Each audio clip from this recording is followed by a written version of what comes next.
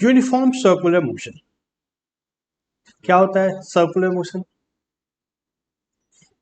जब कोई ऑब्जेक्ट एक सर्कल में ट्रैवल करता है, सर्कुलर पाथ पे ट्रैवल करता है कुछ इस तरह का, तो उसको सर्कुलर मोशन बोलते हैं, है ना? जब कोई ऑब्जेक्ट सर्कुलर पाथ पे ट्रैवल करेगा तो उसको सर्कुलर मोशन बोलते हैं। एंड ये यूनिफॉर्म क्या कर रहा है? यहां यूनिफॉर्म की क्या जरूरत है?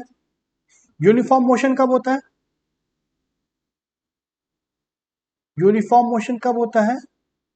Velocity is constant. होता है ऐसा? Velocity is constant, acceleration is zero. Circular motion के केस में, सर्कुलर मोशन के केस में वेलोसिटी कांस्टेंट हो सकती है क्या? जब ऑब्जेक्ट यहां पे है तो वेलोसिटी इस डायरेक्शन में होगी, जब यहां आ गया तो वेलोसिटी इस डायरेक्शन में होगी, जब यहां आ गया तो वेलोसिटी इस डायरेक्शन में होगी, यहां आ गया तो वेलोसिटी इस डायरेक्शन में होगी। वेलोसिटी कांस्टेंट तो हो नहीं सकती है। क्या कांस्टेंट हो सकता है सर्कुलर मोशन में? स्पीड कांस्टेंट हो सकता है। Speed is constant. यही डेफिनेशन दिया हुआ है यहां पे। When an object follows a circular path at constant speed, the motion of the object is said to be uniform circular motion. तो सर्कुलर मोशन में हम लोग को कांस्टेंट स्पीड वाला मोशन ही पढ़ना है। एक्सेलरेशन वाले केसेस हम लोग नहीं पढ़ेंगे, नहीं पढ़ेंगे। अब सर्कुलर मोशन पे आते हैं। जैसे एक ऑब्जेक्ट इस सर्कल में ट्रेवल कर रहा है, मान लो इसी डायरेक्शन में ट्रेवल कर रहा है, एंटी क्लॉकवाइज डायरेक्शन में, जैसा कि एरो बना हुआ है। इसका एक रेडियस होगा आर। सर्कल है तो उसका एक रेडियस आर होगा, रेडियस आर होगा। एंड थोड़ी देर के लिए मान लो कि एक रिवोल्यूशन में टी सेकेंड्स लगते हैं, टी सेकेंड्स लगते हैं। एक रिवॉल्यूशन में डिस्टेंस कितना होगा? 2 pi r. 2 pi r distance होगा। एंड स्पीड क्या आएगी? 2 pi r distance divide by time, ये स्पीड आएगी। ठीक है, ठीक है। रेडियस एंड टाइम पीरियड से हम लोग स्पीड निकाल सकते हैं, सीधा सीधा सा कैलकुलेशन है। और एक और बात होती है, स्पीड ये किस यूनिट में आएगी? मीटर पर सेकेंड में आएगी यह स्पीड।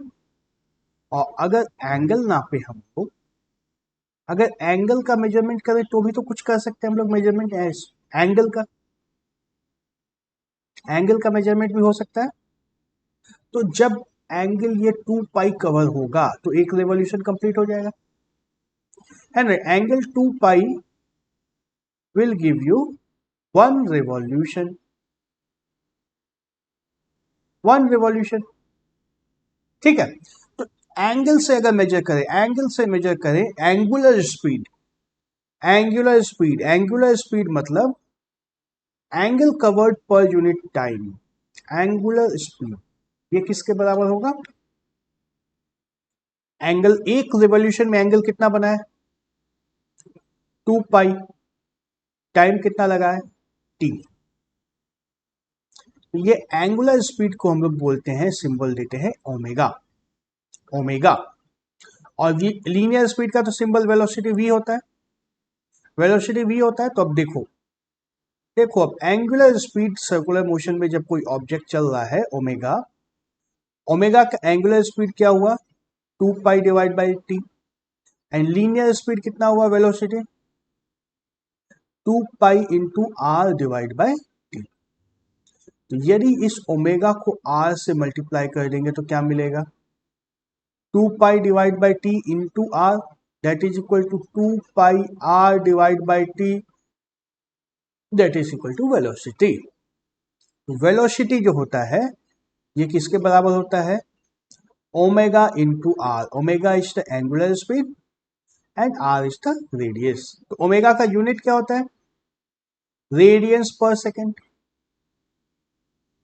रेडियंस पर सेकेंड।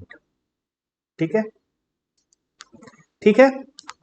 लीनियर स्पीड, जब कोई ऑब्जेक्ट सर्कुलर पाथ पे ट्रेवल करेगा, जब कोई ऑब्जेक्ट इस तरह से सर्कुलर पाथ के ऊपर ट्रेवल करेगा, तो उसका एक एंगुलर स्पीड भी होगा, एक लीनियर स्पीड भी होगा। एक एंगुलर स्पीड होगा, एक लीनियर स्पीड होगा, होगा ना?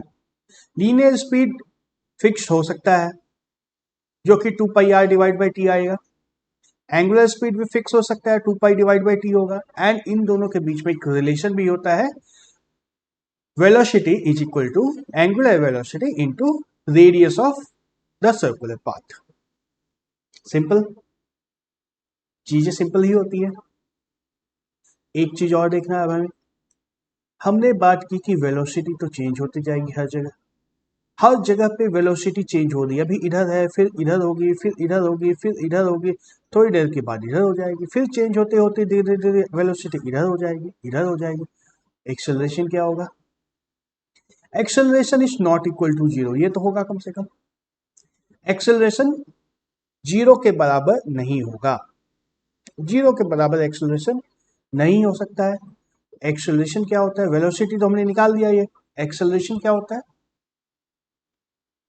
एक्सेलरेशन होता है velocity square divide by are, या और omega square multiplied by are, या दोनों इक्वली होता है। Omega square multiplied by R. जब सर्कुलर पाथ पे, जब सर्कुलर पाथ पे कोई ऑब्जेक्ट ट्रैवल करता है, तो उसके अंदर उसकी एक एक्सेलरेशन होता है, वहां एक एक्सेलरेशन होता है। वो एक्सेलरेशन किसके बराबर होता है? Velocity square divide by are, या omega square multiplied by r के बराबर होता है। कैसे आता है इसको हम लोग थोड़ी देर बाद देखेंगे, but for the time being जान लो कि ऐसा होता है, एक्सेलरेशन होता है। चलो, एक्सेलरेशन होता है तो एक्सेलरेशन का डायरेक्शन क्या होता है? एक्सेलरेशन का direction is towards the centre, towards the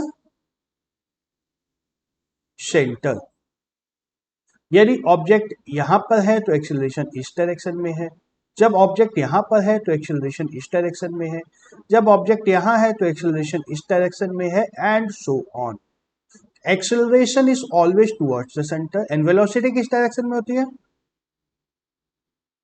velocity along the tangent.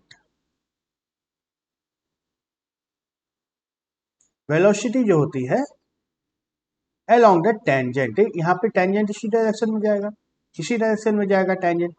Velocity is always along the tangent. Uniform circular motion में इतना ही होता है। इसमें एक चीज हमें और जानना है, अभी स्पेशल चीज क्या जानना है? ये जो फॉर्मूला मैंने लिख दिया एक्सेलरेशन का एंड वेलोसिटी का, इसका डेरिवेशन हम लोग को करना है। ये कहां से आता है ये हमें जानना है। इसको जानेंगे, लेकिन उसके पहले एक एग्जाम्पल देखते हैं। एग्जाम्पल देखने के पहले ये क्लियर है, यूनिफॉर्म सर्कुलर मोशन में है तो velocity is equal to omega into R होगा, acceleration is equal to velocity square divide by R होगा, या omega square multiplied by R होगा। एक्सेलरेशन का direction towards the centre, velocity का डायरेक्शन टुवर्ड्स द टेंजेंट। चलो एक question देखते हैं हम। An insect trapped in a circular groove of radius 12 centimeter moves along the groove steadily and completes 7 revolutions in 100 seconds. What is the angular speed? Angular speed कितनी होगी? 7 revolution, that is equal to 7 into 2 pi, 14 pi angle आ गया। Distance ये हो गया। Time कितना दिया है? 100 seconds. Angular speed omega कितना हो जाएगा? 14 pi divided by 100, that is equal to 7 pi divided by 50 radian per second. Linear speed, velocity is equal to omega into r. Omega है 7 pi divided by 50 multiplied by radius at 12 centimeter. 0.12 that is equal to 0.84 divided by 50 pi meter per second. Okay, तीसरा second part में आ जाओ अब। B, not A, B. Acceleration एक constant vector. इस acceleration एक constant vector. Constant हो सकता है कि acceleration? Acceleration is directed towards the centre, चाहे इंसेक्ट कहीं भी हो, acceleration is towards the centre. Direction change हो रहा है, डायरेक्शन चेंज हो रहा है तो acceleration is constant? Acceleration is not constant, not constant. क्यों? क्योंकि डायरेक्शन तो चेंज होता जा रहा है। मैग्नीट्यूड, मैग्नीट्यूड कितना होगा? Omega square multiplied by R. Acceleration का मैग्नीट्यूड यही होगा, that is equal to 7 pi divided by 50 multiplied by 7 pi divided by 50 into radius है 0.12 सॉरी,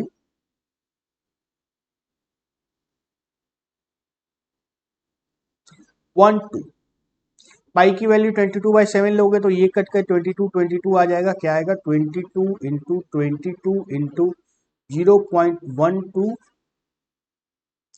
50 इंटू 50। कैलकुलेट कर सकते हो इसको? Yes, you can calculate it. ठीक है, तो हमारा मेन क्वेश्चन आता है एक्सेलरेशन का डायरेक्शन कैसे निकालेंगे। यूनिफॉर्म सर्कुलर मोशन में एक्सेलरेशन का डायरेक्शन कैसे निकालेंगे? कैसे निकालते हैं acceleration? Acceleration vector is equal to v2 vector minus v1 vector divide by delta T होता है। दो point p dash and p and p dash, इन दोनों पॉइंट्स के बीच में एक्सेलरेशन हम लोग निकाल सकते हैं। जब ऑब्जेक्ट p पर है तो इसकी वेलोसिटी किस डायरेक्शन में है? ये है टेंजेंट डायरेक्शन में। वेलोसिटी हमारी इस डायरेक्शन में है। ये देखो, मैं वेक्टर यहाँ पे बना हुआ है ऑलरेडी। वेलोसिटी का यह डायरेक्शन दिया हुआ है। जब ऑब्जेक्ट यहां पे पहुंच गया तो वेलोसिटी का डायरेक्शन चेंज हो गया, ये डायरेक्शन हो गया। तो ग्राफ बनाने के लिए वेलोसिटी को यहां पे मार्क कर दो। वेलोसिटी का यहां ये डायरेक्शन हो गया। देन डेल्टा वी कैसे निकाल सकते हैं? डेल्टा वी जो हम लोग को निकालना है, V dash vector minus V vector, ये वेक्टर आ जाएगा। ये डेल्टा वी का देखो डायरेक्शन आ गया, अलोंग द सेंटर आ गया इसका direction. Delta V vector diagram बनाया, अलोंग द सेंटर आ गया, अलोंग द सेंटर आ गया। तो बोल सकते हो तो अलोंग द सेंटर कैसे मान ले? हो सकता है इसी केस में आया हो, किसी दूसरे केस में नहीं आएगा, हो सकता है। तो एक दूसरे केस में भी देख लो, चेक कर लो। वेलोसिटी v डायरेक्शन यहां पर ये दिया हुआ है, जो यहां पे मार्क किया हुआ है वेलोसिटी का डायरेक्शन। v डैश का डायरेक्शन अब देखो ये है, चेंज हो गया थोड़ा सा, है ना। अगर पॉइंट p डैश को यहां पर खींच के ले आया गया है तो वेलोसिटी का डायरेक्शन हल्का सा चेंज है। ये वेलोसिटी का डायरेक्शन आ गया था हमारा। डेल्टा वी निकालेंगे तो देखो फिर से आ गया ये सेंटर के अलोंग, फिर से सेंटर के अलोंग आ गया ना। Velocity is along the centre again. फिर अगर दोनों एक पॉइंट पे अगर आ जाएंगे, एक पॉइंट पे अगर आ जाएंगे, पॉइंट पी पे वेलोसिटी निकालेंगे, वेलोसिटी का तो डायरेक्शन अलोंग द टेंजेंट है, अलोंग द टेंजेंट है। एक्सेलरेशन का डायरेक्शन उससे परपेंडिकुलर होगा, इससे परपेंडिकुलर होगा। तो डायरेक्शन तो हमने देख लिया। अब मैग्नीट्यूड की बात करें तो मैग्नीट्यूड की अगर बात की जाए, एक्सेलरेशन की अगर मैग्नीट्यूड की बात की जाए तो क्या आता है हमारे पास? Delta V divide by V is equal to delta R divide by R. ऐसा होगा, ऐसा होगा।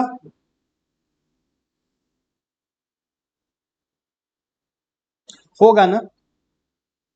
सिमिलर ट्रायंगल से, सिमिलर ट्रायंगल से वेलोसिटी का ये दोनों देखो, वेलोसिटी वाला ट्रायंगल ये है और पोजीशन वाला ट्रायंगल ये है, R R and delta R. Central angle भी सेम है, डेल्टा थीटा यहां पर भी है, यहां पर भी है डेल्टा थीटा। तो delta V divide by V is equal to delta R divide by R. इससे हम लोग को क्या मिलता है, delta V is equal to delta R divide by R into velocity V. ठीक है, बस यहीं पे ये जो हमारा फॉर्मूला है इसमें डेल्टा वी की जगह पे लगा दो delta R divide by delta T multiplied by delta V की जगह डेल्टा आर, आर एंड ऊपर V. Delta R divide by delta V क्या होगा, V into V divide by R that is equal to V square divide by R. As simple as that, ज्यादा complicate करने की जरूरत नहीं है। Book में बहुत कॉम्प्लिकेटेड तरीके से ये सब कुछ दिया होगा, बुक में काफी कॉम्प्लिकेटेड तरीके से ये दिया होगा, लेकिन एकदम आराम से हम लोग का काम हो सकता है। कॉम्प्लिकेटेड तरीके से हम लोग बाद में देखेंगे अगर जरूरत पड़ेगी तो। अभी के लिए हम लोग को इतना ही जान लेना सही सफिशियंट है, इतना ही जान लेना सफिशियंट है। ठीक है, ठीक है। ये कैसे आएगा, ये कैसे आ रहा है, इसमें डाउट हो रहा है क्या, डाउट हो रहा है तो याद कर लो, सिमिलर ट्रायंगल्स देख लो। ये सेंट्रल एंगल थीटा है, यहाँ पे भी डेल्टा थीटा है, यहाँ पर भी डेल्टा थीटा है, एंगल सेम होगा। This side and this side is equal, this side and this side is equal, दोनों साइड्स में इक्वल है, दोनों साइड्स में इक्वल है, बीच का एंगल भी इक्वल है, तो both the triangles are congruent, both the sides are both the angles are congruent. Congruent angles हैं, सॉरी सिमिलर, कॉन्ग्रुएंट नहीं है, सिमिलर है, ट्रायंगल सिमिलर है तो यह रिलेशन हम लोग का वैलिड होगा। Okay okay okay, that is about acceleration, uniform circular motion. एक क्वेश्चन देखते हैं, दो तीन स्टेटमेंट्स हैं। Read each statement below carefully and state with reasons if it is true और फॉल्स। पहला स्टेटमेंट है, the net acceleration of a particle in circular motion is always along the radius of the circle towards the center.